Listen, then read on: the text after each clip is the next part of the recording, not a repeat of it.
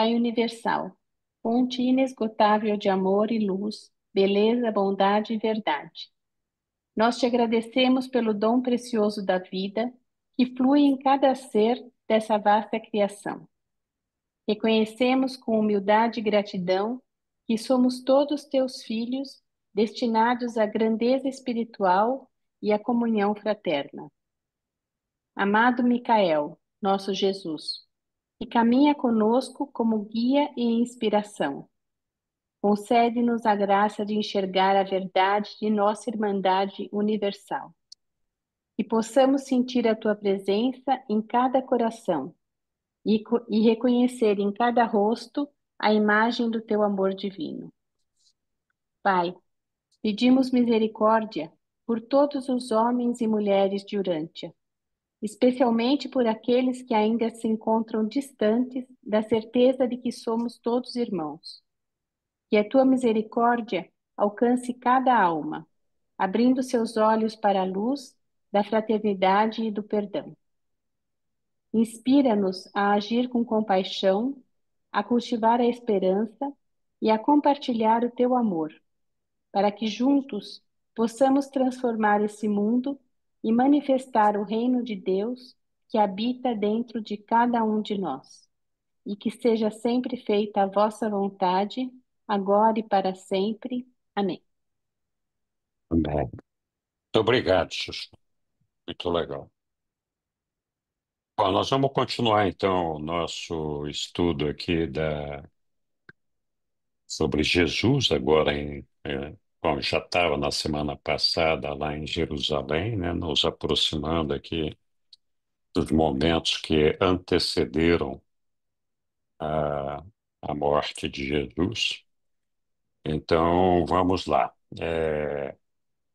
Eu vou postar aqui, vou compartilhar o texto. Nós vamos ler hoje, continuando o que nós tínhamos visto a semana passada, o texto do documento 176, item 3, que trata da conversa posterior no campo. Então, não sei se tem alguém que tem alguma dúvida, algum comentário sobre a leitura da semana passada, né? Se for necessário, a gente retoma lá. Ah, então vamos lá, quem vai nos ajudar com essa leitura aqui? Posso ler? Então vamos lá, Sussu, muito obrigado. De nada. A conversa posterior no campo. Enquanto cerca de 20 deles se reuniam em torno da fogueira do campo, Tomé perguntou: Já que irás retornar para completar o trabalho do reino, qual deverá ser a nossa atitude quando estiverdes ausente para ocupar-te dos assuntos do Pai?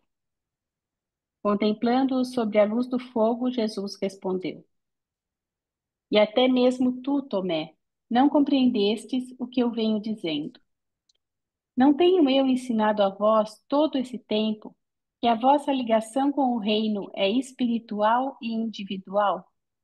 Uma questão totalmente de experiência pessoal com o Espírito, por meio da compreensão e pela fé de que todos vós sois filhos de Deus?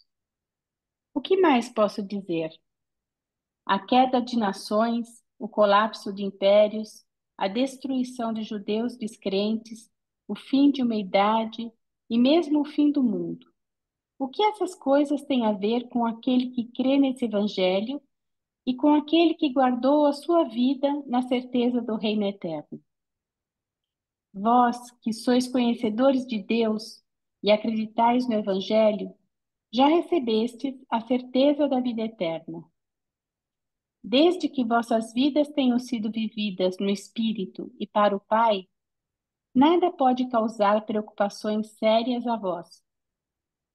Construtores do reino, cidadãos acreditados dos mundos celestes, não vos deveis deixar perturbar por altercações temporais ou cataclismas terrestres. Em que vos importa, a vós que credes nesse evangelho do reino, se caírem as nações, se terminarem as idades, ou se todas as coisas visíveis se colidirem, porquanto sabeis que a vossa vida é uma dádiva do Filho e que é eternamente segura no Pai, tendo vivido a vida temporal pela fé e tendo colhido os frutos do Espírito pela retidão do serviço e no amor dos vossos semelhantes, vós podeis olhar confiantes para o futuro do vosso próximo passo, na carreira eterna, com a mesma fé na sobrevivência que vos levou ao fim da vossa aventura primeira e terrena de filiação a Deus. Cada geração de crentes deveria continuar seu trabalho em vista do possível retorno do Filho do Homem, exatamente como todo indivíduo crente leva adiante o trabalho da sua vida em vista da inevitável e sempre iminente morte natural. Uma vez que tiverdes estabelecidos pela fé a vós próprios como filhos de Deus, nada mais importa no que diz respeito à certeza da sobrevivência. Mas não cometais erros. A fé na sobrevivência é uma fé viva e manifesta-se cada vez mais nos frutos do Espírito Divino que a inspirou, pela primeira vez, do fundo do coração humano.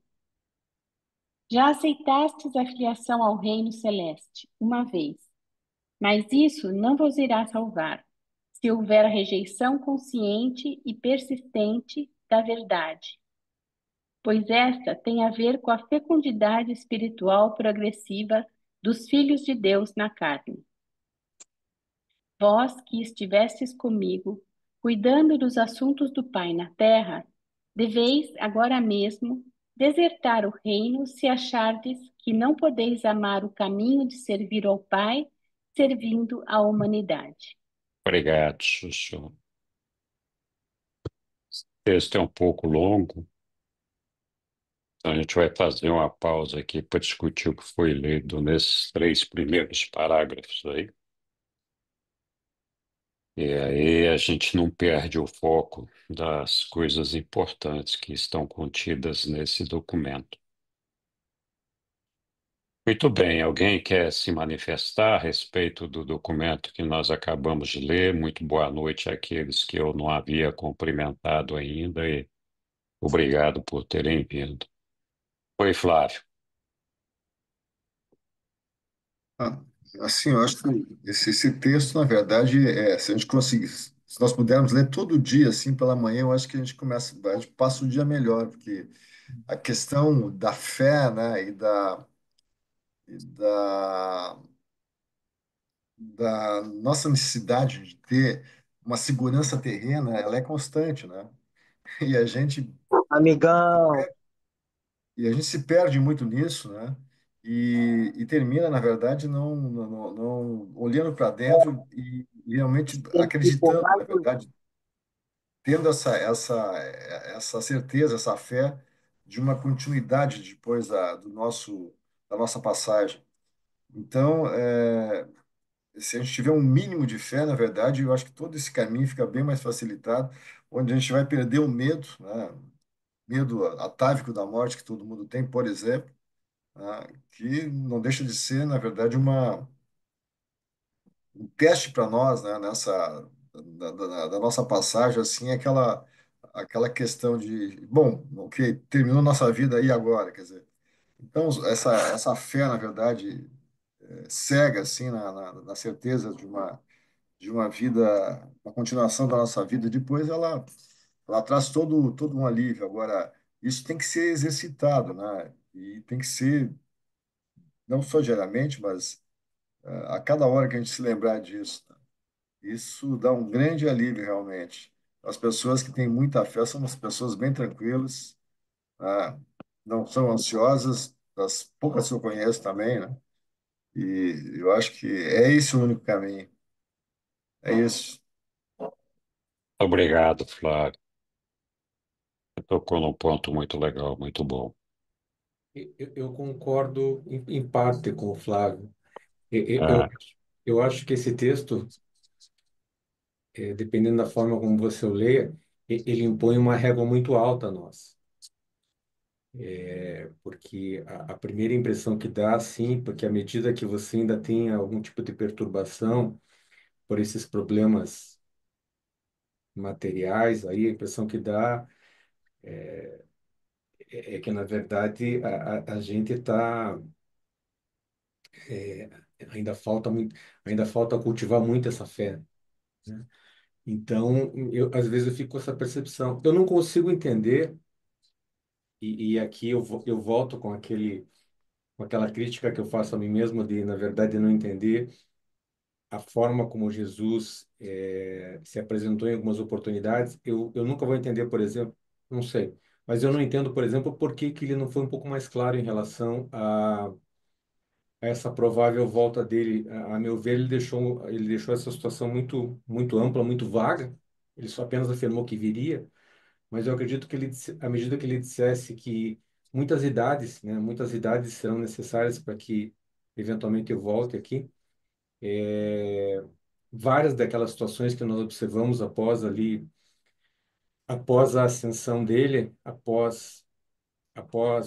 esqueço o nome daquele momento em que o espírito dele foi fundido sobre toda a carne, mas aquela situação de vários, inclusive dos apóstolos, vários dos discípulos, na verdade, terem abandonado muita coisa, né? E no aguardo do eventual retorno rápido do mestre. Mas é isso. A primeira leitura que eu tenho desse documento, claro que ele nos traz assim um refrigério muito grande, porque à medida que nós saibamos que, tendo decidido pelo caminho do Pai, o Pai nos abraça e nos espera e nos conforta, isso seria a garantia da vida eterna. Mas o fato de vários desses problemas mencionados ali ainda fazerem parte do meu dia a dia, né? Da minha agenda, isso reforça que, na verdade, essa régua é alta e quanto ainda falta para que nós aí atinjamos esse, enfim, essa condição. Obrigado, Milton. De fato, o ponto-chave, o segredo dessa segurança está centrado na nossa fé, né? E fé não é um negócio que a gente compra, não está disponível em lugar nenhum assim para você chegar lá e falar, "Ah, eu vou levar 2 quilos de fé, ou vou levar um caminhão de fé, quanto é que eu tenho que pagar por isso? Ou não sei, eu tenho que subir as escadas da Basílica, não sei da onde, de joelho para conquistar a fé, etc." Então, a fé, que é o ponto-chave desse negócio aí, é uma coisa que tem que ser conquistada por nós mesmos, né? Na nossa relação pessoal com o nosso Pai. Não, não tem outra forma de conseguir essa fé.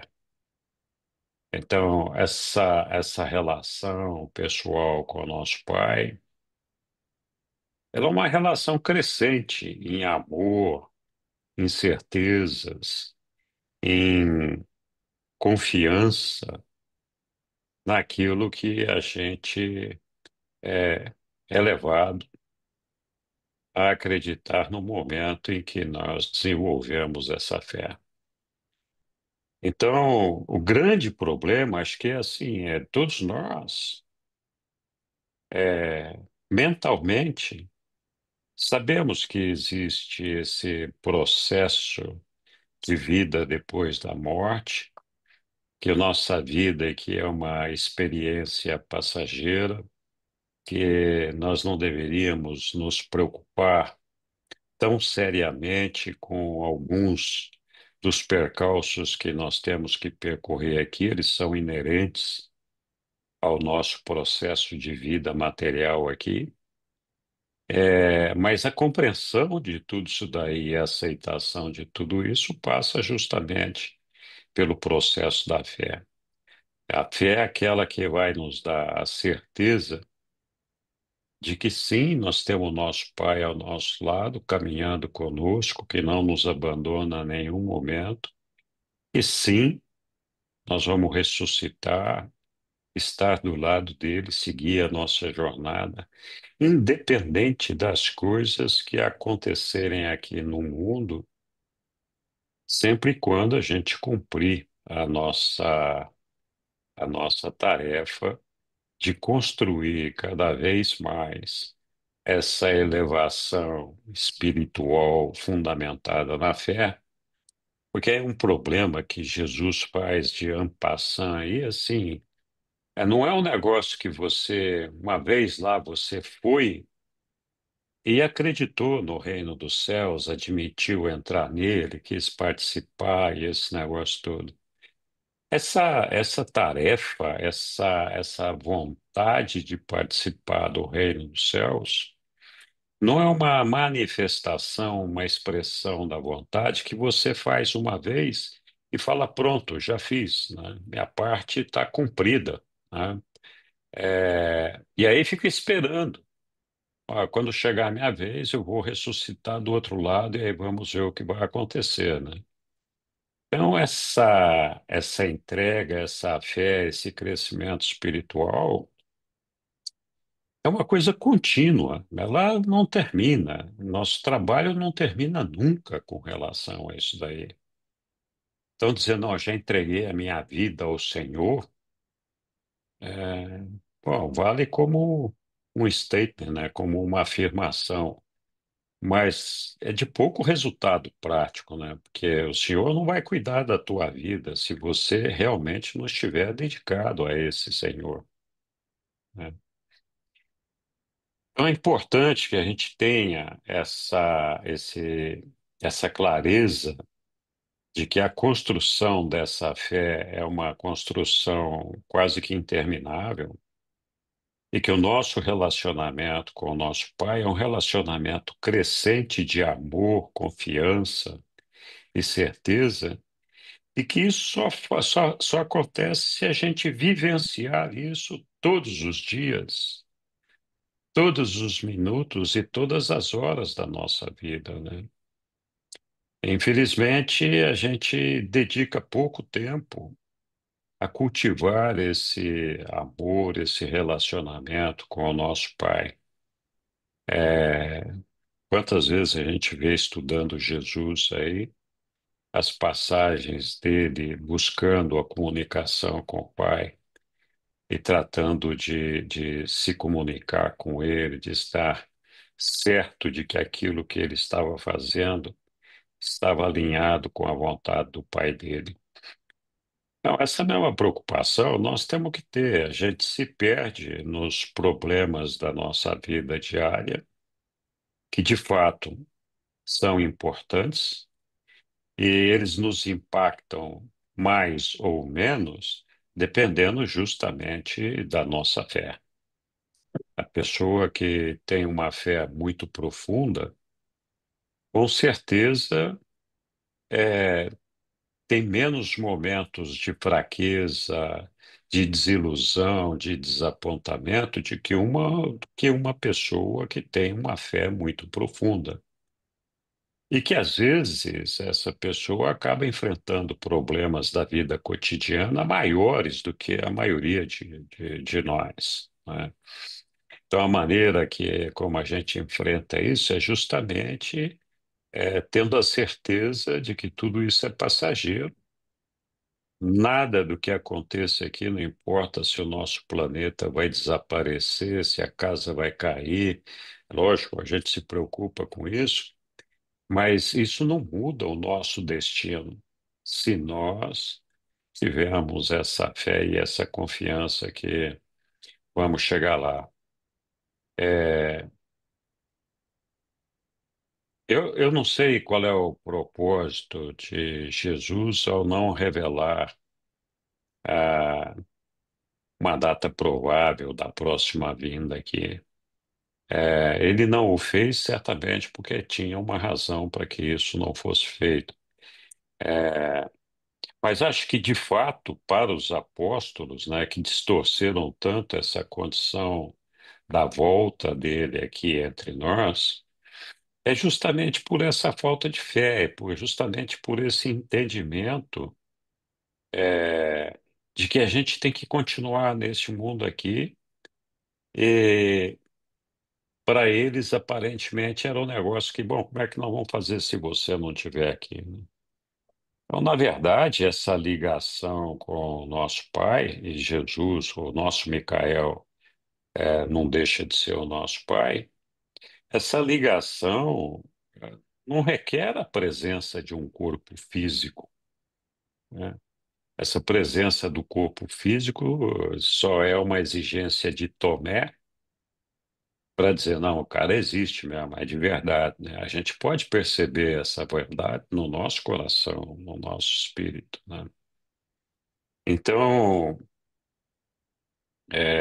eu imagino que para a fé desses indivíduos e de todos nós, não é relevante saber a data da chegada do Micael aqui, mas é meu ponto de vista.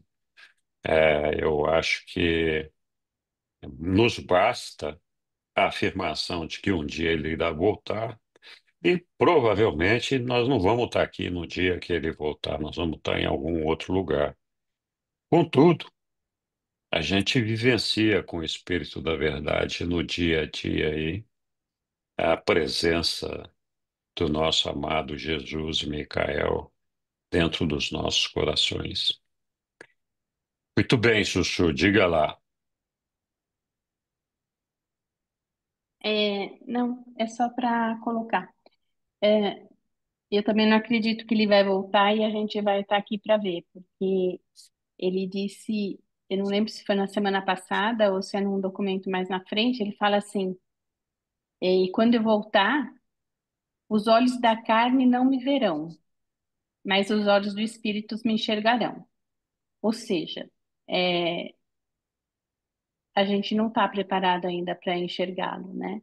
Eu acho que isso só vai acontecer mesmo em luz e vida, quando ele, como soberano, do nosso universo, viria aqui para esse planeta, para Orântia, quando a gente estivesse em luz e vida. Então, eu acredito que a vinda dele seria nesse momento.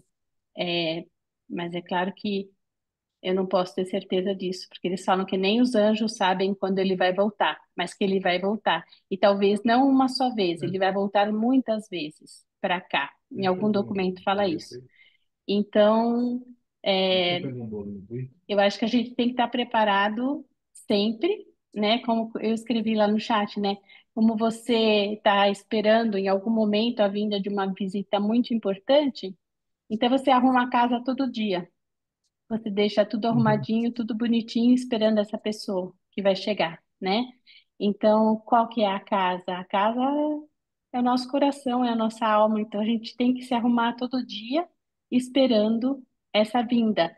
Ainda que eu, no meu interior, tenha para mim que eu só vou encontrá-lo lá em Salvo. Então, não importa, eu vou encontrá-lo. É isso que é importante. Obrigada. Poxa, obrigado. Meu querido Aélio, É, por favor, coloca lá o parágrafo 3. sim, está lá. Eu penso Está que as lá. contribuições até agora foram assertivas e eu concordo com todas elas. Mas a síntese, eu acho que está aqui no 3. Eu vou ler, é lá no penúltima frase, e pode até ser a última também. Já aceitastes a filiação ao reino celeste uma vez. Ele estava falando para os apóstolos e para Tomé em particular, mas também está falando para cada um de nós. Mas, entretanto, todavia, isso não vos irá salvar. Então, ter fé na existência do reino e determinar que quer participar dele não é suficiente para garantir uma salvação. E ele diz: se houver rejeição consciente e persistente da verdade, ou seja, isso é condicional. Pois esta tem a ver com a fecundidade espiritual progressiva dos filhos de Deus na carne. E o Henrique já falou bem, eu aceitei uma vez, isso já tem meses, já tem anos e já estou garantido. não tenho que me preocupar mais. Mas aqui fala em progressão espiritual, em fecundidade, o que dá a ideia de que não é estanque, é algo que deve ser cultivado a exemplo de uma planta. E a sequência diz o seguinte: vós que estivestes comigo, cuidando dos assuntos do Pai na terra, deveis, agora mesmo, desertar ou desistir do reino se achardes que não podeis amar o caminho de servir ao Pai, servindo a humanidade. Ou seja, está aqui uma condição adicional, que é servir, não apenas aceitar o evangelho, mas esse evangelho tem que ser a razão de existir e que tem prosperar e gerar frutos, salvo melhor juízo. Grato. Obrigado, Aélio. Ó, hoje você falou pouco, mas falou bonito. Ok, obrigado. Oi, Roberto. Boa noite, pessoal. Olha, É, eu quero concordar com todos. E que bom. o que eu gostaria de ressaltar é exatamente esse ensinamento que o Aélio pediu para você colocar na tela, Henrique. E, com outras palavras, eu quero dizer o que você falou, Flávio, o Aélio também. Mas você pode colocar o parágrafo Claro, 3? claro, posso sim. Está lá o parágrafo 3. Então, é exatamente o que o Aélio falou, que já aceitaste a filiação ao reino celeste, mas isso não vos irá salvar se houver rejeição consciente e persistente da verdade, pois essa tem a ver com a fecundidade espiritual progressiva dos filhos de Deus na carne. Então, a minha interpretação disso é a sua, Henrique. A gente entra no reino dos céus, a gente se determina a tudo, mas é um caminho. É um caminho. E esse caminho no reino dos céus tem a ver com uma interpretação do que é o reino de Deus. E a minha interpretação do que é o reino de Deus tem a ver quando os reveladores dialogam sobre isso, que Jesus considerava o reino de Deus o reino da vontade de Deus. O reino da vontade de Deus na nossa vida pessoal. Esse é o reino de Deus. Então, ele é um relacionamento eterno. Porque a todo momento nós temos vontades. Nós temos vontades do que a gente vai pensar, falar, fazer, da onde a gente vai estar. E a todo momento a gente tem a vontade do nosso eu individual e a gente pode questionar, mas qual é a vontade de Deus para mim aqui e agora? A todo momento você pode fazer essa pergunta e buscar que reine na sua vida a vontade de Deus que vive no coração da sua alma. Então, é uma constante.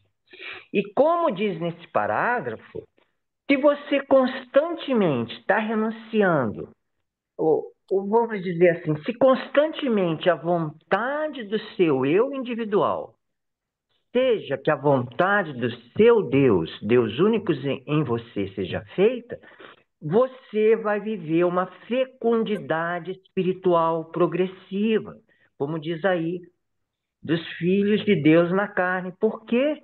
Porque Deus é espírito. Deus é uma pessoa espiritual.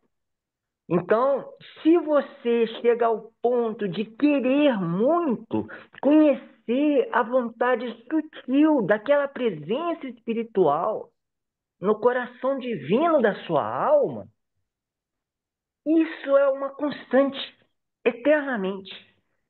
Eu estou dizendo com outras palavras o que de certa maneira você disse, Henrique, que é uma relação constante e eterna de amor e do nosso desejo de fazer a vontade de Deus. E eu concluo com uma afirmação do próprio livro de Urântia, que reforça essa interpretação que o reino de Deus é o reino da vontade de Deus na nossa vida pessoal e no nosso eu individual.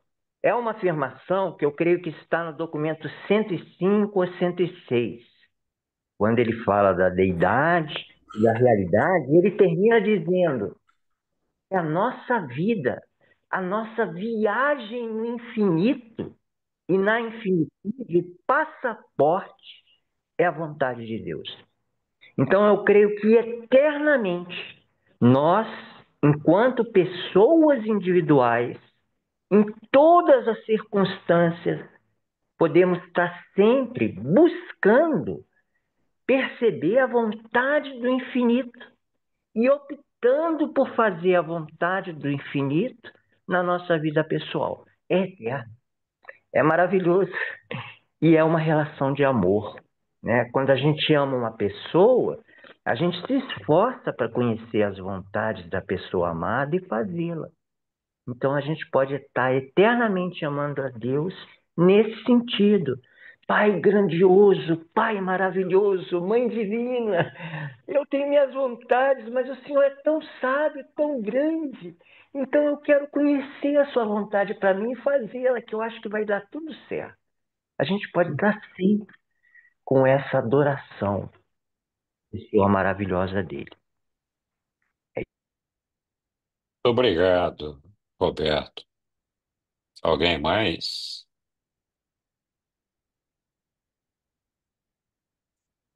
Eu queria destacar aqui que esse relacionamento nosso com o nosso pai, porque a gente sempre fala assim, onde é que eu estou, né, nesse relacionamento? Eu, de fato, tenho uma relação de amor, de lealdade, de adoração com o meu pai, ou só o que eu estou vivenciando é um processo mental e a ideia de que eu aceito viver no reino de Deus, né? Então, muitas vezes a gente fica em dúvida, será que eu estou avançando certo nesse caminho, etc. Então, eu destaquei ali no final do parágrafo terceiro, vocês devem ter visto lá, é, que a nossa vida, a nossa relação com o nosso Pai tem que ser exatamente como foi a de Jesus com o Pai dele. Talvez a gente não consiga alcançar isto neste momento. Por isso que nós temos uma extensão, possibilidade de uma extensão do nosso período de provas. Mas o fato é que a nossa relação com o nosso Pai, ela se mostra cada vez mais verdadeira e acertada quando nós desejamos servir ao nosso Pai e servir aos nossos irmãos. Então, essa luta de serviço, de entrega ao nosso Pai, de entrega aos nossos irmãos, é que mostra a proximidade que nós temos com relação à fé que nós podemos ter no nosso Pai. O amor, relacionamento de amor e lealdade que nós temos com o nosso Pai. Então, se nós temos dificuldade de servir ao nosso Pai, aos nossos irmãos, talvez a nossa fé não esteja tão forte assim. Eu, coincidentemente, estive estudando e tivemos até fazendo a revisão de alguns documentos aí do grupo de estudos,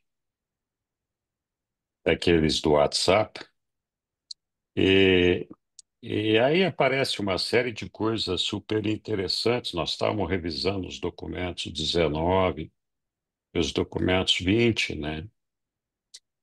Que falam bastante das autotogas, da relação de amor do Deus, do Pai, do universo local conosco e tudo mais, né? Então, uma das coisas importantes que a gente tem é a nossa dificuldade de viver a experiência cósmica dentro da ótica do reino de Deus. Então, a experiência cósmica, a realidade cósmica, ela, ela abrange uma porção de coisas. A gente pode pensar, quando fala em cosmos, exclusivamente de planetas, estrelas, sóis, etc. É isso também. Mas o cosmos é um organismo vivo, onde cada um de nós nos encaixamos nesse organismo vivo como uma parte, como uma célula de um corpo vivo, né? Então, a maneira da gente começar a entender as realidades do nosso Pai é nós percebermos que o nosso mundo não é o único mundo habitado, existem outros mundos habitados. Nós não somos a última bolacha do pacote. Assim como cada um de nós individualmente também não é a última bolacha do pacote. Nós nos enganamos muito com relação, justamente por não ter essa visão cósmica da realidade de Deus, com relação à nossa origem. Muito de nós acredita que nós viemos de uma planta, viemos de um bicho, viemos de outras vidas e vidas no passado, etc. Outros não sabem o que nós estamos fazendo aqui. Estamos pagando pecados, pagando karmas, pagando não sei o quê. Ah, o nosso destino, a gente vai voltar não sei quantos milhões de vezes para corrigir os nossos problemas, etc., né? Então, essa distorção, essa falta de visão dessa realidade cósmica, que tem um, um panorama que representa o todo, é que faz com que a gente tenha percepções erradas, não só da nossa origem, propósito e destino, mas também com relação ao julgamento e o nosso relacionamento com os nossos irmãos. Essa falta dessa visão cósmica faz com que a gente tenha uma percepção equivocada das pessoas. Nós achamos, nós avaliamos cada pessoa que se aproxima de nós por aquilo que nós somos, aquilo que nós gostaríamos que aquela pessoa fosse. E o universo tem 7 trilhões de mundos, né? E esse é o cosmos, com 7 trilhões de mundos. O nosso mundo tem hoje aproximadamente 8 bilhões de habitantes, né? Não sei quantos já morreram, não sei quantos mais ainda vão surgir. Mas imagina 7 trilhões de mundos habitados de forma parecida com o nosso, né? E não existe em nenhum desses mundos. No nosso, não existe no nosso, e não existe em nenhum desses mundos uma pessoa igual a nós. Não existe uma réplica de nenhum de nós. Então, quando a gente faz essa conta, né, o Henrique é um cara que representa dentro desse cosmos, essa célula. Ele tem um número, ele é o 0,0000. Esse zero se perde na infinitude. E aí, lá no finalzinho, aparece o número um. Então, eu sou essa insignificância desse 0,00 reticências um. Então, alguém poderia dizer, bom, então não tem importância nenhuma nesse negócio. O fato é que todos nós temos uma importância dentro desse organismo vivo, desse cosmos. E não existe nenhum igual, não existe uma réplica de nenhum de nós, justamente porque cada um de nós tem que entregar uma experiência de perfeccionamento ao nosso Pai. E essa experiência de perfeccionamento pressupõe partir de um ponto de imperfeição para chegar naquele ponto de perfeição, vivenciando situações e condições diferentes, desde o nosso corpo, a nossa mente, o nosso ambiente, as pessoas que nos cercam, tudo, cada um de nós vivencia essa experiência evolutiva de uma forma diferente, não existem duas iguais. Então, aquele 0,000 reticências 1, que é o Henrique nesse ambiente do cósmico, que poderia não ter significado nenhum, na verdade tem muito. Por quê? A gente deveria olhar para o reino do nosso Pai, para esse cosmos, imaginando ele analogamente como se fosse um quebra-cabeças gigantesco. Tem milhões de peças. Cada pecinha somos um de nós, né? E o que nós estamos fazendo é completando esse quebra-cabeça. A gente está montando ali, cada pecinha tem o seu lugar certo. A gente vai colocando aquelas pecinhas ali, elas vão se encaixando, vão montando e desenhando aquela gravura, aquela pintura, aquele quadro que está proposto para aquele exercício. E vamos dizer que essa fosse a perfeição de Deus, que esse quadro simbolizasse a construção do Ser Supremo, o Ser Experiencial Supremo, que estaria completo só quando esse quebra-cabeças, esse quadro, estivesse completo. Então, se um de nós, 0,0000 reticências 1, não estiver nesse quadro, não colocar a nossa pecinha lá, nós somos uma pecinha, nós não estivermos nesse quadro, ele não vai estar completo. Então, esse é o ponto-chave do negócio. Se esse quadro não está completo, significa que aquela pessoa, aquela pecinha que desapareceu, sumiu ou não quis fazer parte daquele quadro ali, comprometeu a totalidade daquele negócio ali. E não existe uma réplica dessa pessoa, como eu já falei. Não existe dois Henriques. Se o Henrique falhar, Deus não faz outro Henrique para fazer aquilo que o Henrique tinha que fazer. Então, como é que a gente resolve esse problema? Então, os reveladores nos contam que a solução desse problema é muito demorada e complexa, porque ela exige que todas as outras pecinhas, todos os elementos do quadro, de alguma forma possam prover uma parcela de contribuição que vá cobrir a deficiência, a falta que foi deixada por aquele ser que não se fez presente ali naquele quadro. Então, existe todo um processo de ajustamento que envolve, inclusive, a cada um de nós, para que esse espaço seja preenchido.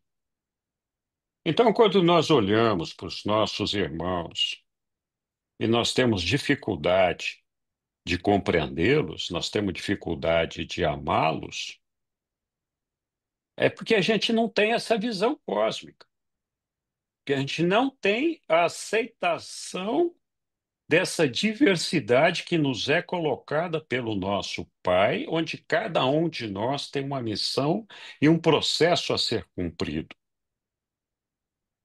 Então, a gente sempre tem preconceitos, prevenções, pré-julgamentos sobre as pessoas, e Jesus fala: Olha, é preciso você conhecer. Você tem que conhecer a pessoa para entender qual é o papel dela nesse cosmos e por que que ela age de determinada forma. Evidentemente, muitos de nós sendo imperfeitos, ou todos nós sendo imperfeitos, cometemos inúmeros erros nessa jornada.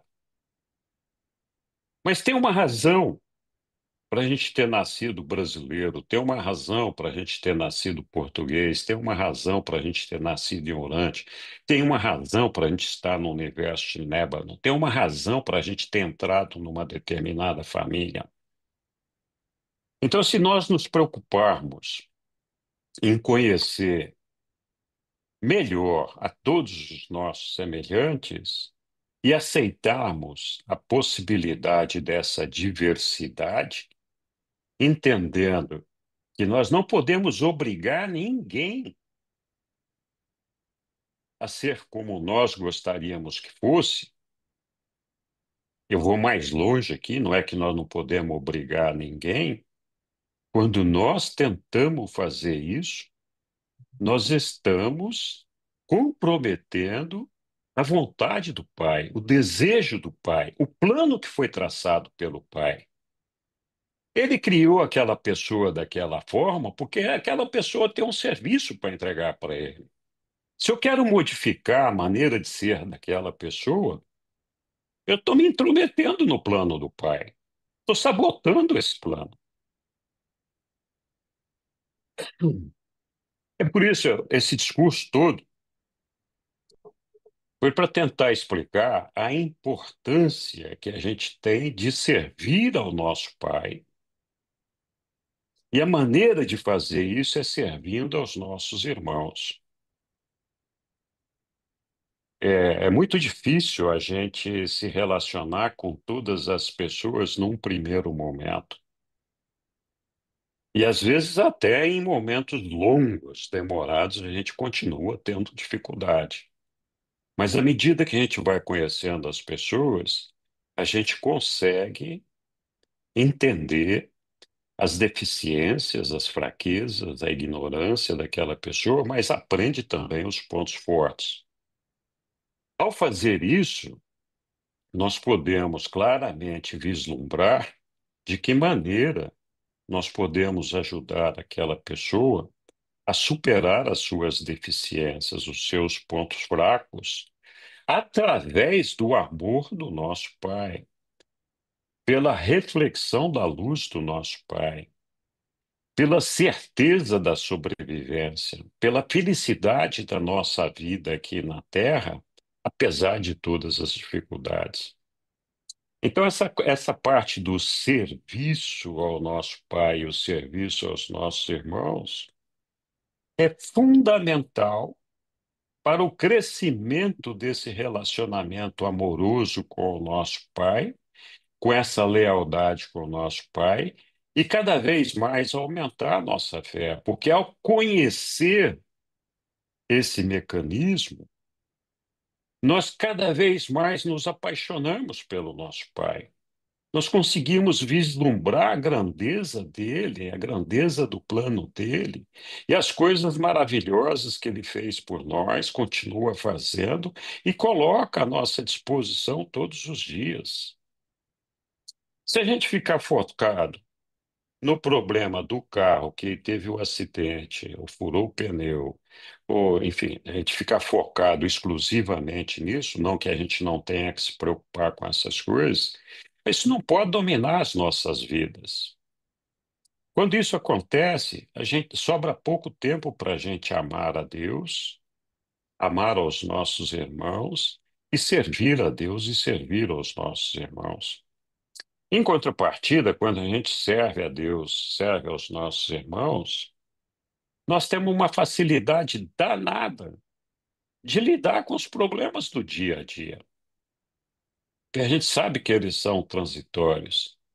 E ao invés de enxergá-lo simplesmente como um problema, a gente busca extrair desses desafios o aprendizado que nós podemos ter com aquela experiência. Desculpem, falei demais aqui. Muito bem. Alguém mais quer se manifestar? Ou vamos continuar com a nossa leitura aqui e vamos lá. Então, a construção da nossa fé, gente, é a palavra-chave. E a maneira da gente construir isso. Diga, Moacir.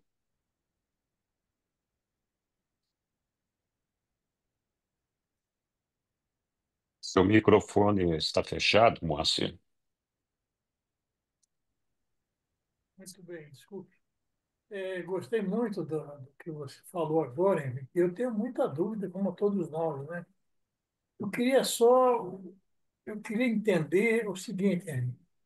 Uma vez eu já falei isso e fui contestado. E nós estamos contidos nesse sistema? Nós fazemos parte desse sistema? Ou somos alguma coisa fora desses sistemas que nós temos que ter essa tal fé que você tanto falou e que muita gente fala, para que nós possamos dar entrada nesse sistema. Então, ou dar entrada, ou nós fazemos parte já desse sistema. Se nós fazemos parte já desse sistema, eu acho que não tem que ter dúvida.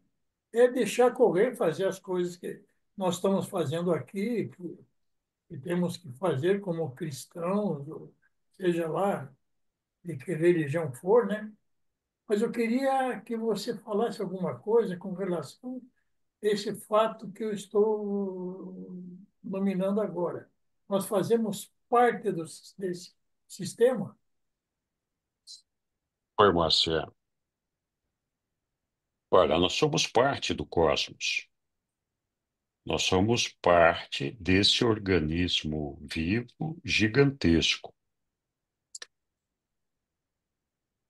Se a gente pudesse fazer uma analogia, a gente diria o seguinte: olha, esse organismo vivo gigantesco, nós poderíamos chamar do corpo do Supremo. O Supremo está evoluindo dentro desse ambiente, dessas condições estão estabelecidas, que envolvem os sete superuniversos, o universo central, em toda aquela história lá. Então, o Supremo está vivenciando a experiência desses 7 trilhões de mundos, de cada um dos seus habitantes, de cada um de nós. Então, nós poderíamos dizer que cada um de nós somos uma porção, uma fração do Supremo, assim como o ajustador do pensamento é uma fração do nosso Pai. Então, a somatória de todos nós, de todas as nossas experiências, é que ajudam a construir o Supremo. Então, a resposta, se nós estamos inseridos nisso que você chamou de sistema, que na verdade é o cosmos como um todo e principalmente o universo mestre, para este caso, é sim, nós fazemos parte disso. Deus nos colocou nesse ambiente, mas Ele nos colocou ignorantes, Ele nos colocou sem um conhecimento prévio de todas essas coisas, mas Ele está ali ao nosso lado, a cada dia, tentando se revelar para cada um de nós, para que a gente possa enxergar esse cosmos, enxergar esse meio no qual nós estamos inseridos, do qual nós não somos dono e onde a nossa vontade não prevalece. Onde prevalece é a vontade do nosso Pai. Nós temos uma mania de achar que nós somos melhor do que todo mundo. A gente sempre é o bambambam, é o mocinho que tem a máscara do Zorro e todo esse negócio, né? Então, é, respondendo então, sim, nós fazemos parte desse sistema, mas nós temos que descobrir e aprender isso. Não existe uma receita de bolo, não existe uma fórmula mágica. Qualquer ser humano independente da sua raça, cor, sexo, condição social, financeira, cultural, etc, etc, etc, é capaz de encontrar a Deus. O cara que mora embaixo da ponte, não tem nem direito o que comer todo dia, não tem estudo nenhum, é completamente ignorante, muitas vezes pode estar muito mais próximo de Deus do que nós, porque essa proximidade com Deus, ela está no nosso coração, está na nossa alma, na nossa fé e no serviço aos nossos irmãos. Então a gente tem que aprender a cultivar isso. A gente tem que aprender a desenvolver isso. É evidente que a facilidade de um processo mental como esse que nós estamos exercendo aqui, de receber essas informações, podem contribuir para que a gente desenvolva isso, mas só vai contribuir do ponto de vista de razão. Não vai fazer com que a gente se apaixone pelo nosso Pai, porque nós tivemos ciência disso daí. Deveria nos iluminar, nos acender, para que a gente pudesse, então, é, se aproximar cada vez do nosso Pai. Oi, Caio. Só queria adicionar aqui que, sim, a gente faz parte desse sistema e tudo, só que o nosso livre-arbítrio, ele é soberano, tá? Então, no fim das contas, cabe a nós e todos os seres que vivem, na parte experiencial, do universo, fazer as escolhas e a sua escolha, usando as ferramentas que foram dadas, ou emprestadas, a mente, a personalidade, né, os seus atributos, eles são soberanos sobre o seu destino. Então, depende da gente, tá? E a possibilidade do mal, ele deriva desse livre-arbítrio. Então, assim como a gente vê lá na Rebelião de Lúcifer, apesar de aquilo ser sabido, que a longo prazo é o mal, né? Mas é dada a oportunidade e a chance para que o livre-arbítrio de cada um dos seres possa fazer a escolha dentro do seu julgamento, tá? A escolha do que é o correto. Tá? Então, sim, potencialmente a gente faz parte desse sistema, mas nosso livre-arbítrio vai ser soberano sobre o caminho que a gente vai seguir dentro desse sistema. Bem lembrado, Caio. É, é bem isso aí mesmo. Então, nós estamos sim inseridos no sistema, estamos inseridos no cosmos, mas cabe a nós decidir se queremos continuar sendo parte deles ou não. Então, Deus não perguntou se nós queríamos chegar, mas Ele pergunta se nós queríamos sair. Então, ele fala, não, você queria nascer, queria estar aqui? Ele não perguntou, Ele nos trouxe aqui. Mas Ele pergunta, você quer continuar ou quer sair? E essa decisão é nossa, né? Bem lembrado, Caio. Muito obrigado. Alguém mais?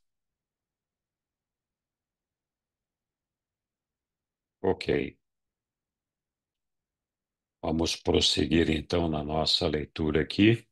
Nós vamos continuar aqui a partir do 176.3.4, que está aqui. Eu sei que vocês estão tudo brigando para ler aí. Vamos fazer fila aí, vamos um de cada vez. Vamos lá, quem vai agora?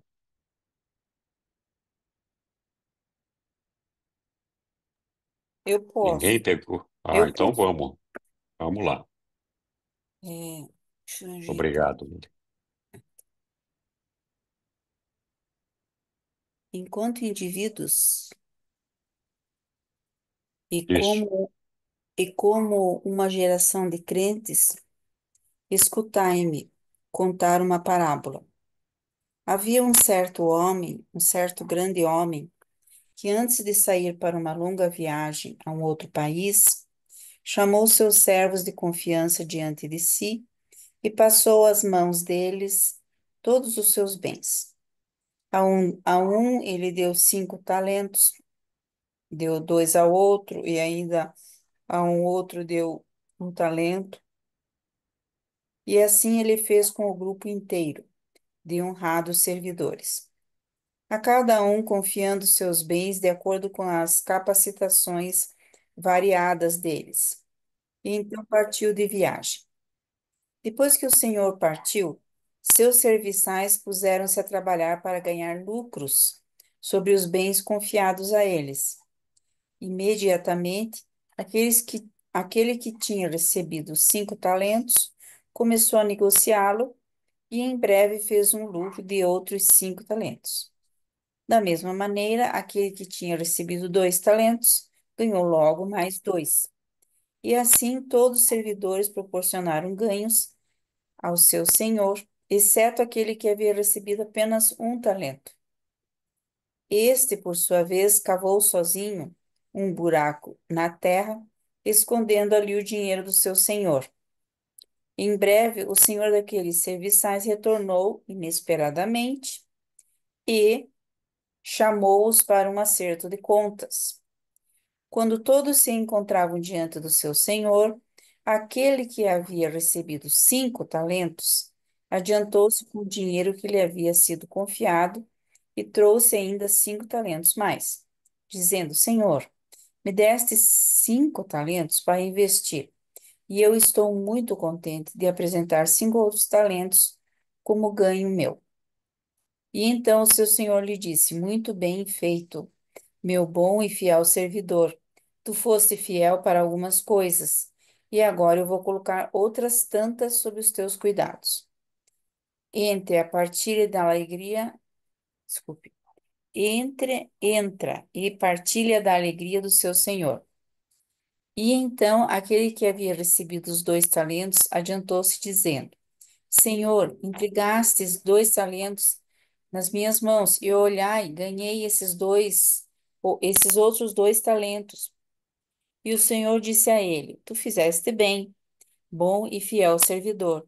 Tu também foste fiel em umas tantas coisas, e agora te entrego muitas. Entra na alegria do teu Senhor. E então veio para prestar contas do que tinha recebido 1 talento. Esse serviçal adiantou-se, dizendo: Senhor, eu vos conheço, e sei que sois um homem astucioso, e que esperais ganhos onde vós não trabalhastes pessoalmente. Portanto, eu fiquei temeroso de arriscar aquilo que a mim foi confiado. Escondi com segurança o vosso talento debaixo da terra. Aqui está ele. Agora tendes o que vos pertence. Mas o Senhor respondeu-lhe: Tu és um serviçal, indolente e folgado. Pelas tuas próprias palavras, confessas que sabias que eu iria exigir de ti uma prestação de contas com um lucro razoável, tal como os teus diligentes companheiros servidores me prestaram nesse dia. Tendo conhecimento disso, deverias, portanto, ter ao menos colocado meu dinheiro nas mãos dos banqueiros, para que no meu retorno pudesse recebê-lo de volta com alguns juros. E então esse senhor disse ao administrador-chefe: Tira o talento das mãos desse servidor, que não sabe extrair proveito de nada, e dá ao que tem 10 talentos. Continuo? Sim, por favor. Aqueles que já possuem, mais será dado, e terão em abundância. Mas até mesmo aquilo que tem será tirado daquele que não possui. Não podeis permanecer passivos nos assuntos do reino eterno. Meu Pai exige que todos seus filhos cresçam na graça e no conhecimento da verdade. Vós que sabeis dessas verdades, deveis fazer crescer os frutos do Espírito e manifestar uma devoção crescente ao serviço desinteressado dos vossos semelhantes, que também são servidores. E lembrai-vos de tudo que ministrares ao menor dos meus irmãos, a mim é que esse serviço estará sendo prestado. E assim é que deveríeis cuidar dos negócios do Pai, agora e para sempre, e eternamente mesmo. Continuai até que eu venha. Cuidai com fidelidade daquilo que vos for confiado, e assim estareis prontos para a prestação de contas da morte. E tendo vivido assim, para a glória do Pai e satisfação do Filho, entrareis com alegria e com júbilo eternamente, extremamente grande no serviço eterno do reino perpétuo. A verdade está viva, o Espírito da verdade está sempre conduzindo os filhos da luz para novos reinos da realidade espiritual e do serviço divino. A verdade não lhes foi dada para que vós a cristalizasseis em formas estabelecidas, seguras e honradas. Vós deveis elevar tanto a vossa revelação da verdade, quanto ela passar pela vossa experiência pessoal, que aquela beleza nova e os reais ganhos espirituais se tornem abertos a todos aqueles que contemplam os vossos frutos espirituais e que, em consequência disso, sejam conduzidos a glorificar o Pai que está no céu. Apenas os que servem com fidelidade e que assim crescem no conhecimento da verdade e que, por meio dela, desenvolvem a capacidade da apreciação divina das realidades espirituais, podem esperar entrar completamente no júbilo do seu Senhor. Que triste visão para as gerações sucessivas de seguidores professos de Jesus ter de dizer a respeito da administração que fizeram da verdade divina. Aqui, mestre, está a verdade que vós colocastes em nossas mãos há 100 ou 1000 anos. Não perdemos nada. Preservamos fielmente tudo o que nos destes. E não permitimos que fossem feitas mudanças naquilo que nos ensinastes. Aqui está a verdade que nos destes. Mas um tal pretexto para indolência espiritual nunca irá justificar o servidor que não trouxe outras verdades perante o Mestre. De acordo com a verdade entregue nas vossas mãos, é que o Mestre da verdade irá exigir uma prestação de contas. No próximo mundo, ser-vos-á pedido uma prestação de contas sobre os dons recebidos e o que deles foi feito nesse mundo. Sejam poucos ou muitos os talentos inerentes, deveis guardar um acerto justo e misericordioso. Se os dons houverem sido usados apenas com propósitos e fins egoístas, e nenhum pensamento houver sido concedido ao dever mais elevado de obter uma colheita maior de frutos do Espírito, como eles se manifestam no serviço sempre em expansão dos homens e na adoração de Deus, esses administradores egoístas devem aceitar as consequências da sua escolha deliberada, exatamente como todos os mortais egoístas. Foi aquele servidor infiel com um único talento, pois jogou a culpa da sua própria preguiça no seu senhor, e muito propenso a pôr a culpa nos outros. Fica o homem quando se depara com os fracassos causados por si próprio, muitas vezes colocando a culpa sobre quem menos a merecia. Disse Jesus naquela noite quando iam repousar: gratuitamente vós recebestes a verdade do céu, e portanto gratuitamente vós a deveis dar. E ao ser dada, essa verdade irá multiplicar-se e mostrar a luz que cresce da graça que salva, de modo mesmo como vós a ministrais. Muito bem, Obrigado, Lilian. Oi, obrigada. Sussu. É, quando eu li esse documento hoje de manhã, que eu estava lendo, aí eu fiquei pensando em duas coisas, na verdade, que me fizeram pensar mais, que é, acho que é o 1737, uma coisa assim, que fala que a gente tem que ele faz uma analogia, né, entre a parábola dos talentos com a verdade que a gente recebe. E aí eu pensei no livro de Urântia. A gente recebeu o livro de Urântia. O que é certo fazer? É você pegar o livro de Urântia e preservar tudo que tem lá dentro, lá, eu acho que sim, né? Todo o conteúdo dele, sem, é, sem acrescentar nada, né? Ou, já que esse livro é para 1000 anos, e em 1000 anos muitas coisas acontecem, né? E uma coisa que vale para hoje pode não valer daqui a 100 anos, e pode não valer daqui a 200 anos, quanto mais daqui a 1000 anos.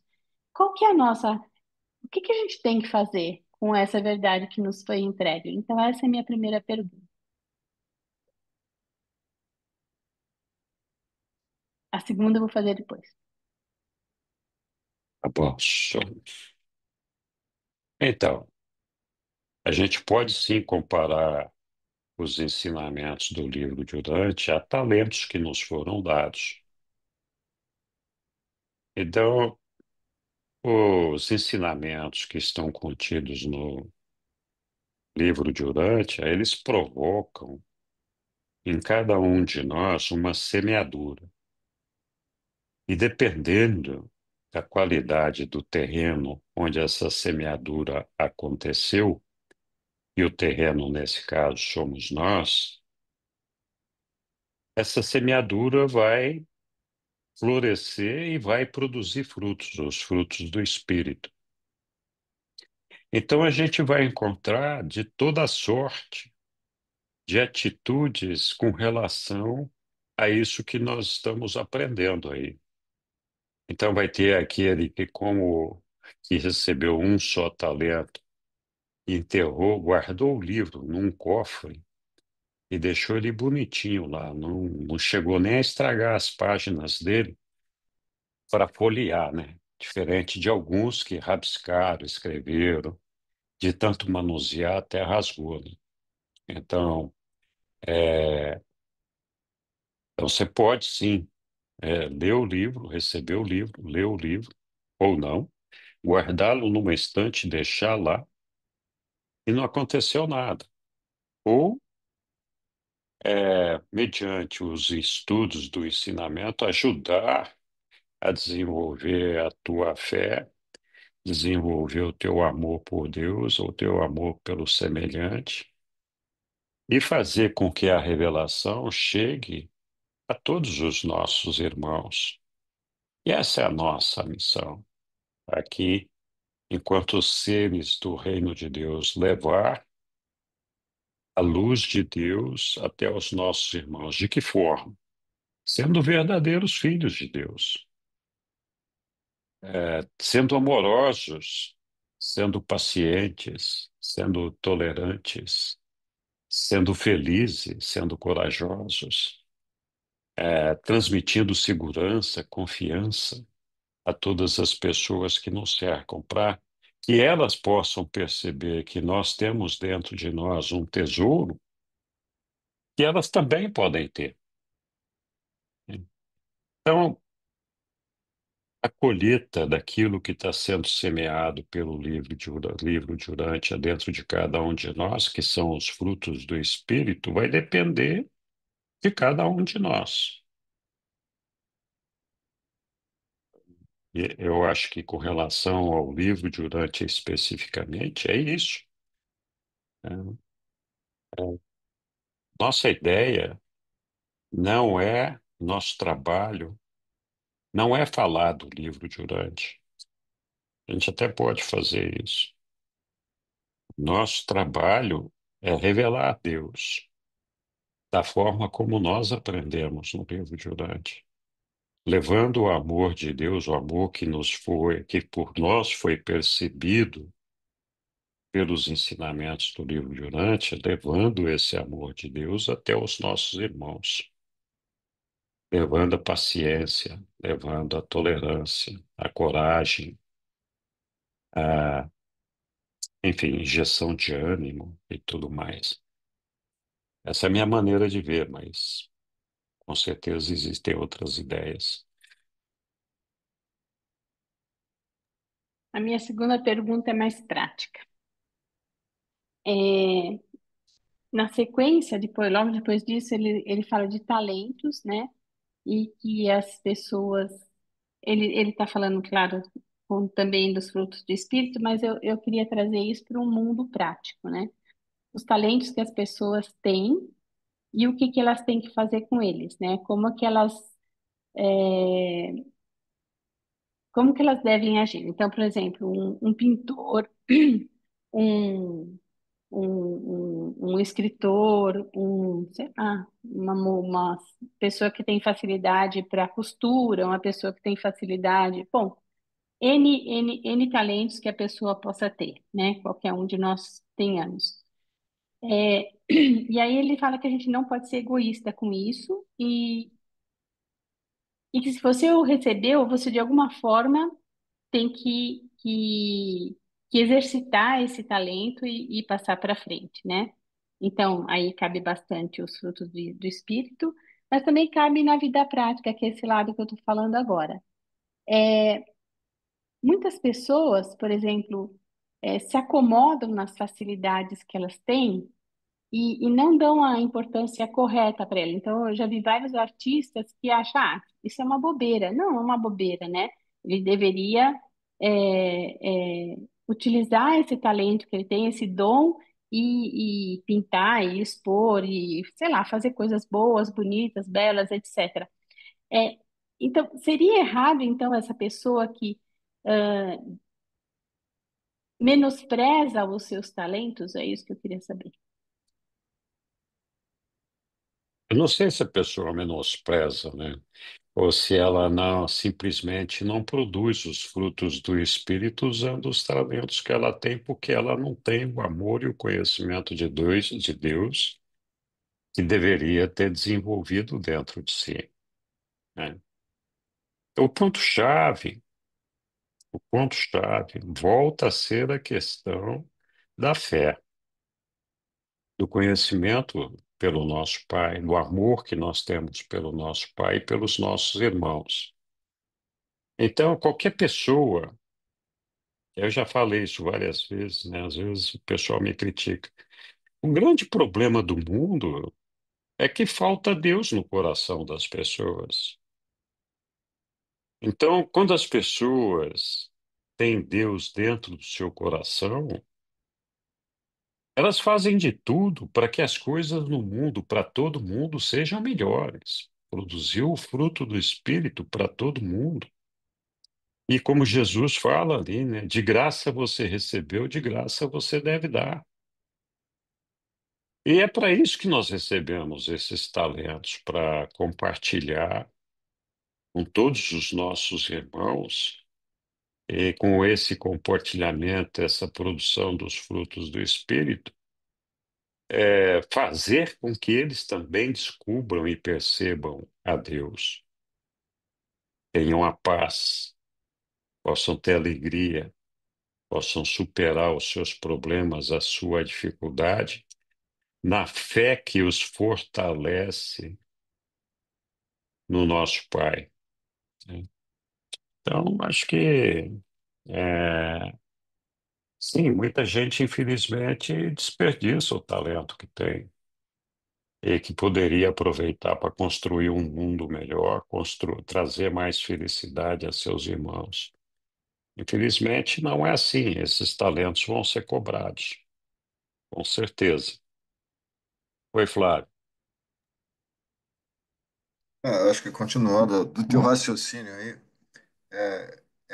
esses talentos que a gente, que cada um tem, né? Cada um tem um tipo de talento diferente.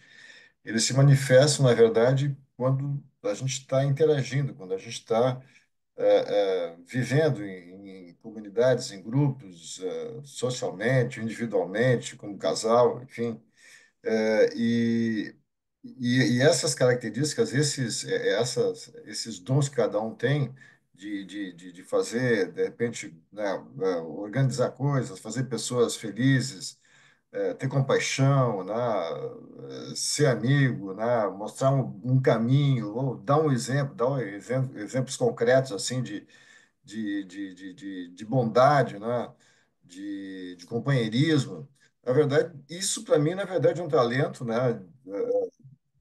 Teu, na verdade, que ele é um talento também que ele tem ele transcende, porque ele é uma coisa do espírito também. E isso que faz, na verdade, que esse crescimento teu, né? E o crescimento, de modo geral, de uma comunidade, de um país, sei lá, enfim. Então, acho que isso está muito ligado às características, né? De que cada um tem de bondade, de beleza, de,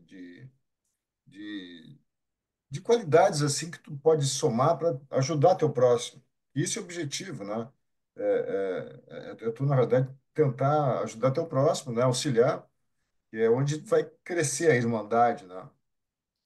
Porque assim, ó, viver uma vida contemplativa aqui na Terra também, né? Tu só meditando, adorando, tu não está cumprindo tua função, né? Então, as tuas tarefas, na verdade, né?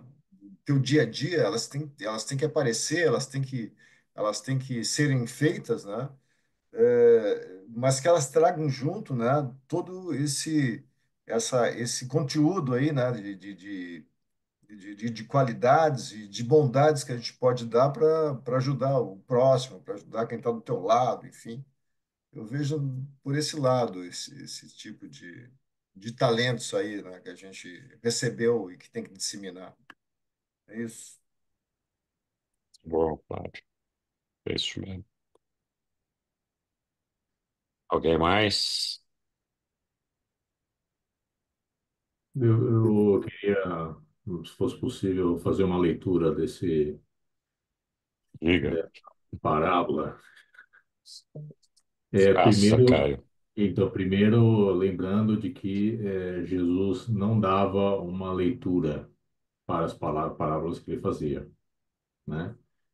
O que ele fazia, ele dava uma história, né? E ele esperava que as pessoas entendessem significados e valores, retirassem significados e valores espirituais dessas histórias. E obviamente que o que você tira dessas histórias, ela é dependente do que você tem como vivência interior tua. Então, algumas pessoas que de repente têm uma vivência maior, um entendimento maior das realidades espirituais, de repente vai ter uma leitura diferente de outra pessoa. Nenhuma leitura é mais valiosa do que a outra. É só uma questão de que ela passou pelo filtro da vivência espiritual de cada um, e saem dali diferentes coisas, tá? Uma parte que sempre me chamou muito a atenção, que é isso de que até aqueles que têm serão retirados até o que têm, né? Aqueles que não têm será retirado até o que têm. É um negócio assim que você pode, na minha leitura, né? Você pode extrapolar, inclusive para uma pessoa que vem para essa terra, tem todas as chances na sua vivência, nas dificuldades e na interação com o próximo e tudo, de criar valores espirituais, né? Criar a essência daquilo que pode ter o potencial de ser eterno, e a pessoa se recusa a usar esses dons emprestados para criar esses valores espirituais. E ao fim da vida, quando já não tem mais, de todas as oportunidades foram dadas, né? E a pessoa não gerou nenhum fruto daquilo, inclusive é retirado dela a tudo que ela tem, a mente, a personalidade, o ajustador, né? Tudo, né? E isso não só vale para uma extrapolação assim tão grave quanto a questão da vida eterna, mas também com respeito a o que te foi dado como conhecimento. Algumas pessoas têm tanto a capacidade quanto a vontade, porque é uma questão de ambas coisas, né? De repente ter acesso a um conhecimento um pouco mais elevado da verdade, porque todas as religiões elas acabam sendo um pouco da verdade, né? Em níveis diferentes, né? Mas, inclusive, essas pessoas que receberam algo mais elevado, elas têm, quanto mais elevado o conhecimento que elas recebem, mais é esperado que esse conhecimento, que é uma fagulha, né? Eu, sinceramente, eu acho que o livro de Urântia, ele não é o que a gente precisa, ele é a fagulha melhor para gerar o que a gente precisa, tá? Para uma humanidade melhor no futuro, né? Mas essa fagulha, indo na sua alma, ela gera frutos, que, óbvio, são frutos diferentes, porque as pessoas são diferentes, as personalidades são diferentes, tá? E isso é os juros da criação. São os frutos, as coisas novas que são criadas através disso, né? Dessas dádivas, das pequenas dádivas que foram dadas para a gente, os pequenos talentos que foram dados para a gente, é o que a gente vai fazer com isso. A gente vai guardar isso daí num lugar seguro, segurar para a gente e, inclusive, ter o risco de exaltar um pouquinho o teu ego, porque, de repente, no livro de Durante você sabe um pouquinho mais do que outros, né? Ou você vai pegar isso, passar pelo filtro da tua personalidade, criar valores novos, maiores, que são realmente a verdade inclusive maior do que o próprio livro, que é a verdade que houve uma inspiração e foi gerado coisas novas dessa inspiração, e essas coisas novas que você cria são as coisas que vão ser mais úteis para incentivar coisas novas na alma de outros, né? Então, essa é a minha leitura. De novo, Jesus não exigia que nenhuma leitura fosse correta. Aliás, ele permitia que todos os tipos de leitura fossem possíveis, porque o que importa é o modo como isso, né, bate em cada um e a leitura que cada um faz e que frutos você tira daquilo, né? Mas essa é a minha singela leitura dessa parábola. Bom, Caio, boa leitura mesmo. Obrigado. Foi a Hélio. Então, A minha internet está instável, eu tô caindo o tempo todo. É possível que enquanto eu estiver falando, caia de novo.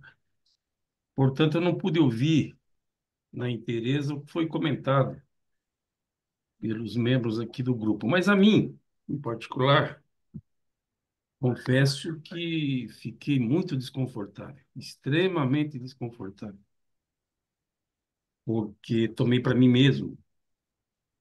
Fiquei até pensando o seguinte: tomara que eu não tenha recebido talento nenhum, porque eu não estou produzindo nada.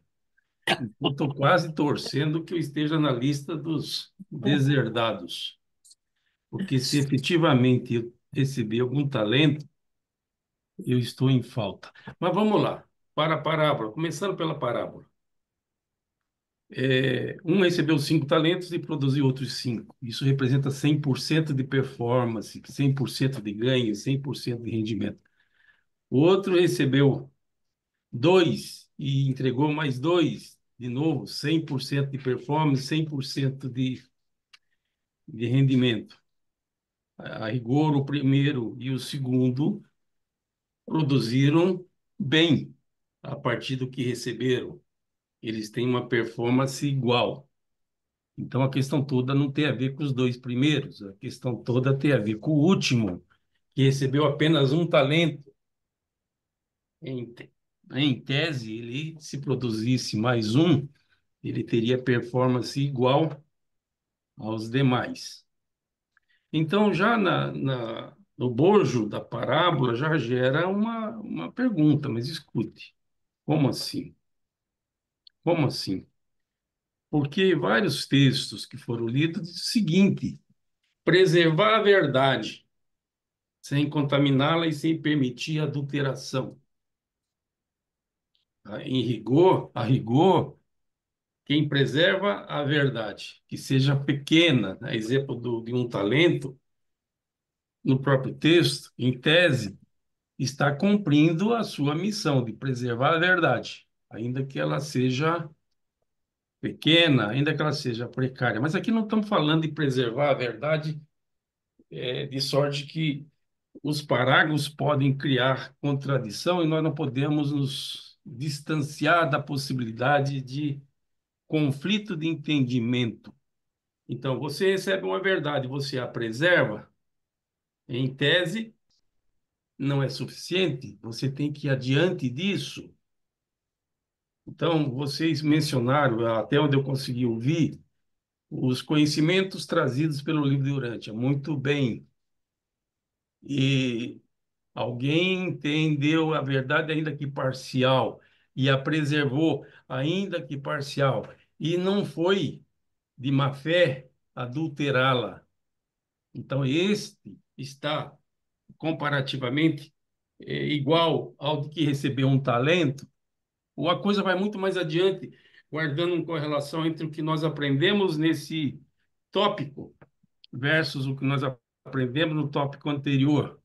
Jesus não quer tão somente que conservemos a verdade, ele quer que essa verdade seja compartilhada, ele quer que essa verdade signifique um crescimento, ele quer que essa verdade impacte no semelhante, ele quer que essa verdade que cada um tenha, pequena ou grande, gere resultados, que gerem produtividade. Eu estou colocando aqui para dizer, eu estou quase torcendo ter um talento só. E olha lá, se não é melhor não ter nenhum. Mas vamos na sequência. Vamos na sequência. Quem recebeu muitos talentos e produziu o dobro, vai ficar com o talento daquele pobre, aquele pobre indolente, aquele pobre coitado, que eu tenho aqui até uma certa simpatia por semelhança, por afinidade. Então, aquele talento pequeno que não foi devidamente explorado vai se perder. Então, ele vai ser penalizado por conta disso.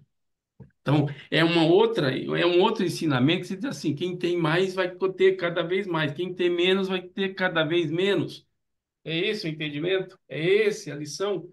Não se trata de ter mais, nem se trata de ter menos, se trata de o que você faz com o que você tem. E aí, aquele teu discurso longo no tópico anterior faz todo sentido.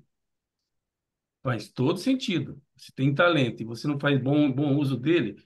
Tem outras passagens que você pode colocar como analogia. É muito difícil esconder que seja uma vela embaixo de um colchão, sem que ela seja notada, sem que ela seja percebida. Então, a luz, mesmo na escuridão absoluta, ela, mesmo sendo pequena, ela é visível, ela é perceptível. Então, como harmonizar você ser uma luz pequena e, portanto, essa luz impactar, trazendo luminosidade para os teus próximos, que seja a tua família, que seja teus colegas de trabalho, que seja os teus amigos, a tua vizinhança. Então, você tem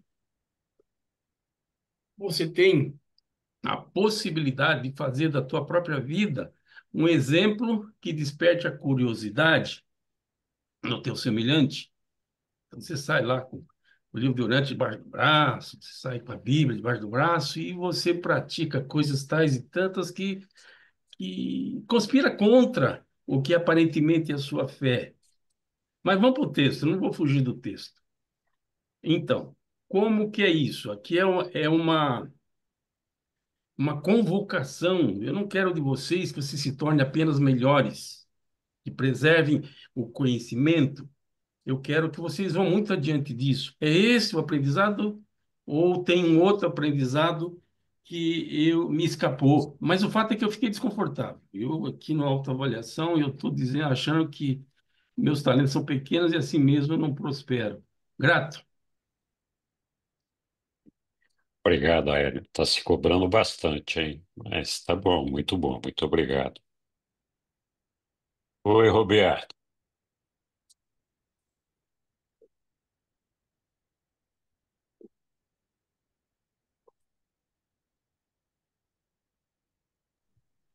Ah,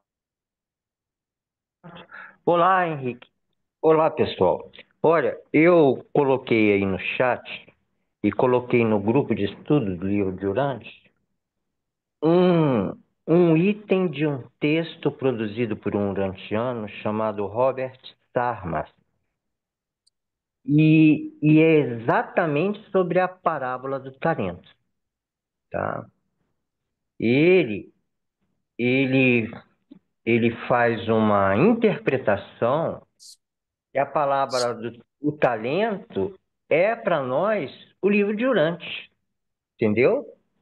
E que não multiplicar o talento significaria a gente não disseminar o livro de Urântia.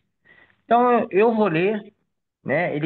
Ele faz duas citações e nesse item a revelação é um talento que devemos multiplicar. Eu coloquei lá no grupo.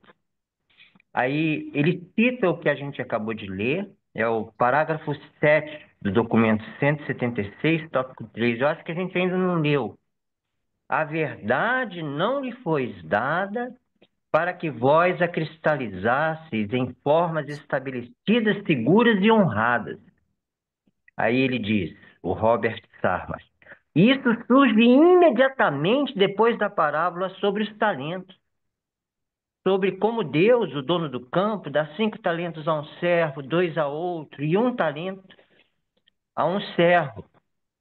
Um deles multiplicou o dinheiro. Aí o Senhor disse muito bem. O último diz: aqui está o seu talento que me deste. Tive medo de que poderias fazer se eu cometesse um erro, por isso eu enterrei.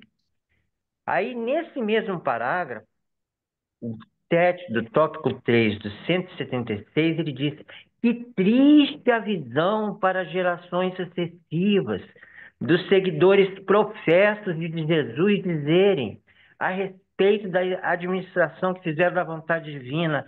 Aqui, mestre, está a verdade que colocasse em nossas mãos há 100 ou há 1000 anos. O livro de Urântia. Não perdemos, preservamos fielmente tudo que nos deste. Então, é, é muito interessante o que esse urantiano diz.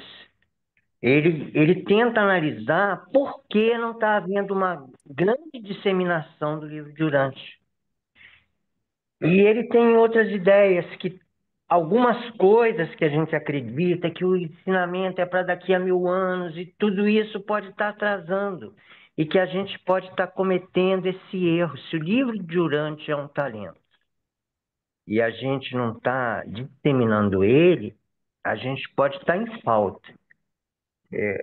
É isso esse puxão de orelha que eu dou na minha própria orelha já grande e que me incomoda também, como incomodou o irmão Aélio. Essa possibilidade que a gente não está multiplicando esse talento do livro de Urântia como a gente poderia fazê-lo. Obrigado, Roberto. Olha, eu queria fazer alguns comentários aqui sobre a questão da divulgação do livro de Urântia. É claro, é fundamental, a gente pode, sim, e deve divulgar o livro de Urântia. Mas o nosso trabalho, aquele que vai produzir resultado, é a nossa vivência pessoal dos ensinamentos do livro de Urântia, ou seja, tudo aquilo que nós aprendemos ali, a gente vivenciar junto aos nossos irmãos. Nós não precisamos falar do livro de Urântia para que as pessoas possam descobrir a presença de Deus em nós ou perceber que tem alguma coisa diferente. Eventualmente, algum vai até perguntar e a gente vai ajudar. Ó, é aqui que você vai achar o fio da meada. Então, sim, se possível, vamos divulgar o livro de Urântia, mas mais importante que isso é vivenciar os seus ensinamentos. E a maneira de vivenciar isso é servindo aos nossos irmãos, né? Esse é meu ponto de vista com relação a esse assunto. Eu, quando conheci o livro de Urântia, imagino que não é muito diferente do que aconteceu com a maioria dos leitores novos. Eu fiquei tão entusiasmado, eu queria falar do livro de Urântia para todo mundo. E eu falava tanto e estava tão focado nesse negócio aí, que eu virei o chato de galocha da turma, né? A turma ficava até, pô, tá bem esse cara de novo, falando de um livro, um monte de abobrinha, não sei de onde ele tira essas coisas malucas que ele está falando aí. Então, com o passar dos anos, eu percebi que dava mais resultado a minha atitude pessoal com cada uma das pessoas que me cercam do que exatamente estar falando o tempo todo do livro de Urântia. Bom, veja bem, eu não estou dizendo que a gente não deve falar do livro de Urântia. Eu acho que o ponto-chave é a gente vivenciar esses ensinamentos. Existem muitas teorias sobre a maneira como o livro de Urântia deveria ser divulgado.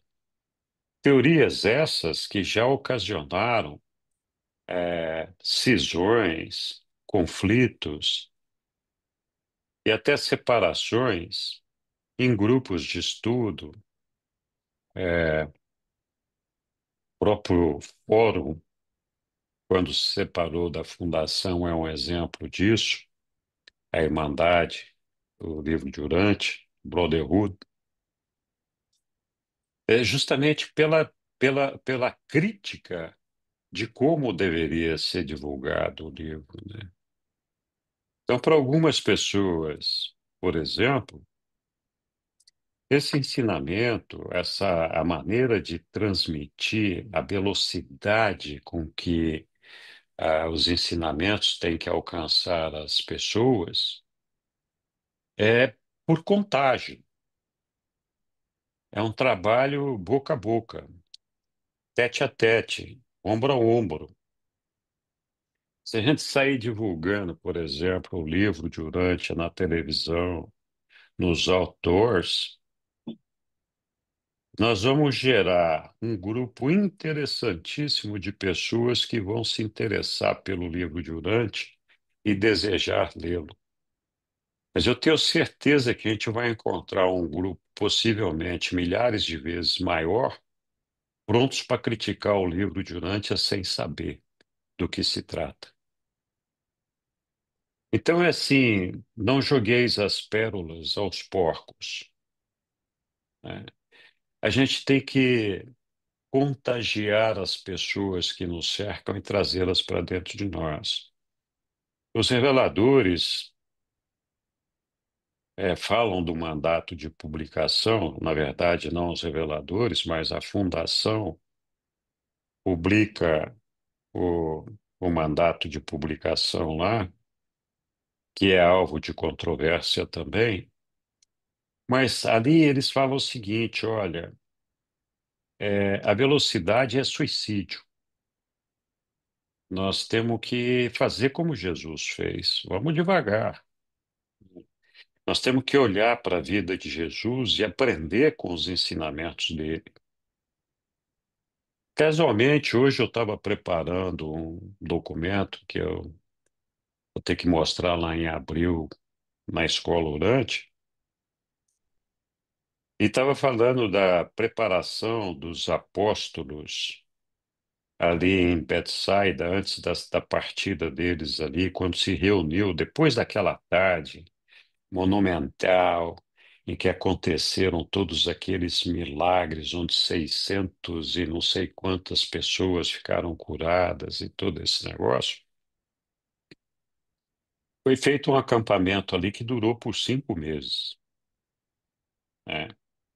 E durante esses 5 meses, qual era o trabalho dos apóstolos e de Jesus ali? Estou citando isso só como um exemplo da disseminação dos ensinamentos. Eles montaram uma escola para formar discípulos. E essa escola tinha aproximadamente 100 membros, estudantes. E tinha lá os apóstolos, Jesus, etc., que eram lá os instrutores. E a filosofia, a metodologia da escola era assim, de aprender e fazer, colocar em ação. Então, o que que eles faziam? O que eles discutiam entre eles lá, os estudantes e os instrutores, na parte da manhã, os discípulos tinham que pregar para a população na parte da tarde, que tinha lá uma população gigantesca ali no acampamento ali. Então, assim, de manhã eles aprendiam o que que era, e à tarde pregavam o que tinham que pregar. Então, o importante era justamente fazer com que as pessoas mostrassem que tinham entendido aquilo que foi ensinado a elas e que elas fossem capazes de levar a palavra de Deus a todas as pessoas que o cercavam. Então, o nosso trabalho, se a gente observar a maneira como Jesus desenvolveu o trabalho dele aqui em Urântia, e admitindo que o mandato de publicação tenha seu pano de fundo correto, eles dizem: olha, vocês têm que ir devagar, presta suicídio, veja o que aconteceu com Lúcifer, e vejam como Jesus pregou o evangelho na terra, inspirem-se nele para fazer algo parecido. É lógico que naquela época de Jesus não tinha TV, não tinha internet, não tinha. Eu não sei se tivesse naquela época, se ele teria usado todas essas ferramentas. É realmente difícil a gente falar disso. Mas a gente percebe que o trabalho de Jesus era corporal, era por contágio, boca a boca, com cada uma das pessoas ali, né? É, do meu ponto de vista, eu acho que a disseminação do livro de Urântia está acontecendo no mundo exatamente na velocidade que deveria acontecer. Nós temos hoje milhares de leitores em todos os continentes que estão se multiplicando rapidamente. Mas o processo é lento, não é um processo que a gente vai fazer 2 bilhões de crentes nos próximos 20 anos, né? Se a gente estiver esperando isso, nós não estamos sendo realistas. Bom, muito bem, só não quero me alongar nisso daí, já falei até demais, mas cada um tem uma maneira de ver. O importante, acima de tudo, é que cada um de nós individualmente assimile e viva esses ensinamentos, vivenciar os ensinamentos, nos, a- nos aproximar de Deus, nos aproximar dos nossos irmãos, ser pacientes, ser tolerantes, ser amorosos com nossos irmãos, né? A gente tem, algumas vezes já falei disso, a gente tem uma paciência danada com as crianças, os bebezinhos, né? Que fazem um monte de bobagem, né? enfia o dedo na tomada, levanta, cai, derruba as coisas, não sabe fazer as coisas direito. E a gente até vibra com essas limitações das crianças e nos traz felicidade ver o progresso delas, a maneira como elas estão se desenvolvendo. Então, muitos pais amorosos, avós, etc., se regozijam com seus filhos e netos de ver essa evolução, né? Isso deveria acontecer também com as pessoas que nos cercam. Nós devíamos ter o mesmo entusiasmo, o mesmo amor, o mesmo olhar de tolerância, compaixão, por todos os nossos semelhantes, que nós temos de paciência e tolerância por essas crianças. Porque no fundo, só mudou a idade. Nosso desenvolvimento espiritual e intelectual, quando a gente deixar esse mundo aqui, ele é de um bebê, de uma criança. Todos nós estamos ainda aprendendo, estamos nos desenvolvendo. Alguns somos mais ignorantes, outros menos ignorantes. Alguns mais evoluídos, outros menos evoluídos. Mas a verdade é que todos nós temos dificuldades, temos defeitos, temos coisas por melhorar. Por isso que nós estamos nesse processo de perfeccionamento, senão a gente já estaria morando em Avona, não estaria morando aqui, né? Então, com relação à disseminação do livro de Urântia, sim, é um trabalho que demanda um exercício grande de paciência, de tolerância, de perseverança, de contato, de disseminação, etc., né? Então, cabe a cada um de nós encontrar a maneira certa de fazer isso. Mas eu sou partidário da ideia de que andar mais rápido do que a sociedade, do que o homem pode alcançar, pode ser o suicídio, pode ser o desapontamento, pode ser a derrota. Então, temos que ir com calma, na minha opinião. Mas pode ser que muitos não concordem com isso, como eu sei que tem, né? Tem, inclusive, alguns vídeos de alguns estudantes é, muito bons do livro de Urântia, que falam que nós estamos patinando no mesmo lugar porque nós somos incompetentes, né? E citam uma série de razões, né? Então, é, eu acho louvável, né? Mas, tá bom, se nós estamos patinando, alguém tem que fazer alguma coisa diferente para fazer a coisa andar. Quem sabe começando com essas pessoas que acham que a gente tem que correr mais, né? Isso aí. Mas, enfim. Muito bem, pessoal.